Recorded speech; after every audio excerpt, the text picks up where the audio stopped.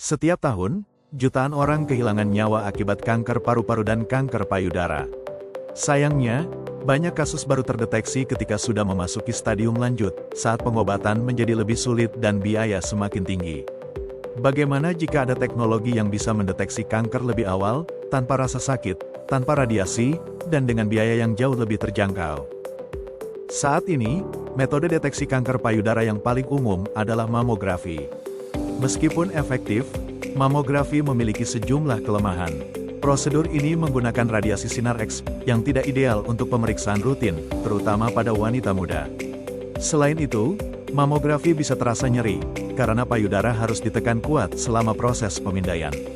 Hasilnya juga bisa kurang akurat pada jaringan payudara yang padat, berisiko menghasilkan false negatif atau false positif. Dan tentu saja, alat ini mahal dan belum tersedia secara merata, terutama di daerah dengan akses terbatas ke fasilitas medis modern. Berikut adalah kelemahan alat deteksi kanker payudara yang ada.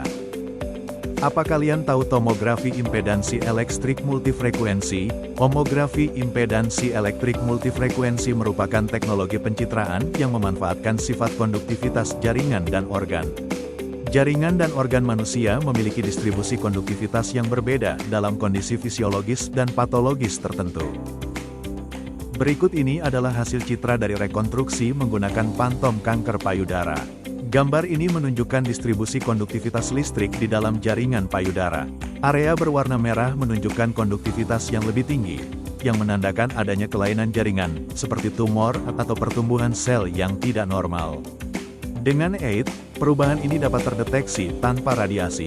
Ini membuka peluang besar untuk screening dini kanker, terutama di lingkungan dengan keterbatasan fasilitas medis. Keunggulannya adalah, teknologi ini dikembangkan sebagai solusi deteksi dini kanker payudara dan paru-paru yang bersifat portabel, mudah dibawa dan digunakan di berbagai lokasi, bahkan di daerah terpencil.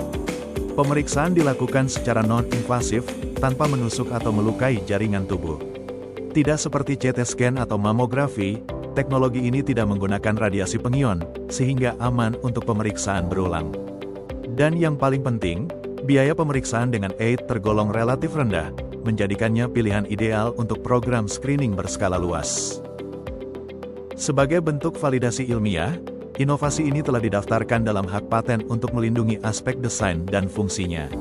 Selain itu, hasil penelitian dan pengembangan alat ini juga telah dipublikasikan dalam berbagai jurnal ilmiah terakreditasi, sebagai kontribusi nyata dalam pengembangan teknologi deteksi dini kanker yang lebih aman dan terjangkau.